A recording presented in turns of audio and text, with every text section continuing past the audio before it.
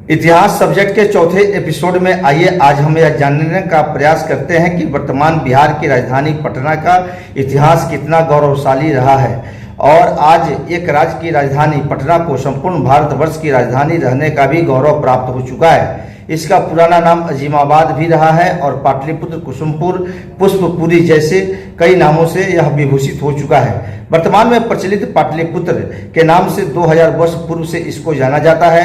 गंगा नदी के दक्षिणी तट पर पाटलिपुत्र आरंभ से बसा हुआ है।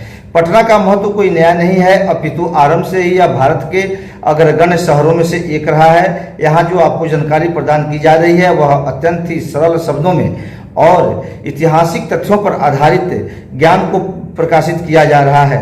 इसमें सभी तथ्य परीक्षा उपयोगी हैं और परीक्षार्थियों के लिए लाभकारी हैं। तो आइए वर्तमान पटना के विभिन्न पहलुओं का आज हम अध्ययन करते हैं। बता दें कि लोक कथाओं के अनुसार राजा पत्रक ने पाटलिपुत्र का जनक राजा पत्रक को कहा जाता है। इसने अपनी रानी पाटली की खुशी को लेकर एक जादू से एक नगरी का निर्माण किया था, जिसका नाम इन्होंने पाटली ग्राम रखा, जो कालांतर में पाटलिपुत्र हो गया।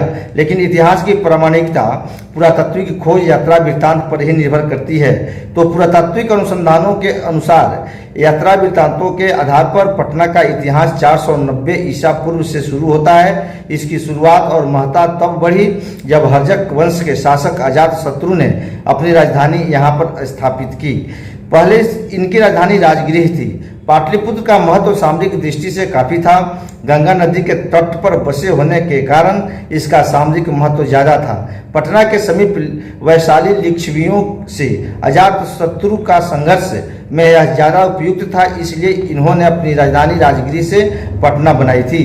बता दें कि पटना, जिसका समय समय पर अलग अलग नामकरण हुआ था, इसका गौरव दुनिया के बहुत कम शहरों को मिला है। गौतम बुद्ध भी अंतिम समय में उनका भी अंतिम समय यहीं पर बीता और उन्होंने कहा था कि इस नगर का भविष्य बहुत ही उज्जवल है, लेकिन बाढ़, आग और आपसी संघर्ष के कारण यह शहर बर्बाद भी हो जाएगा। पाटलिपुत्र ने कई झंझावातों को झेला भी और यह भारतीय इतिहास के कई राजवंशों का गवाह भी रह चुका है। पाटलिपुत्र के नाम और यश की कीर्ति सुनकर यूनानी और चीनी यात्रियों ने पाटलिपुत्र का भ्रमण किया और अपनी यात्रा वृत्तांत में यहाँ का उल्लेख किया है। मुख्य रूप से यूनानी राजदूत मेगास्थनीज चंद्रगुप्त मौर्य के राज दरबार में आया हुआ था। यहाँ नगर को देखकर वह कई वर्षों तक पटना में रहा। इसने यहाँ रहकर पूरे भारत का भ्रमण किया और अपनी यात्रा वृत्तांत को लिखा।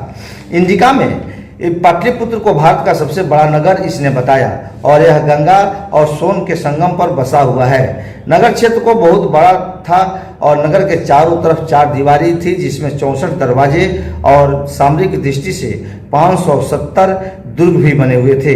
उस समय नगर में लकड़ी के मकानों की संख्या बहुतायत थी। मेगास्थनीज पाटलिपुत्र को समानांतर चतुर्भुज नगर भी कहा है। यहाँ के सम्राट का भवन पाटलिपुत्र नगर के मध्य में था। राजा का जीवन ऐश्वर्य वाला था। भवन में मोर पाले जाते थे और सम्राट प्रायः अपने ही भवन में रहा करते थे।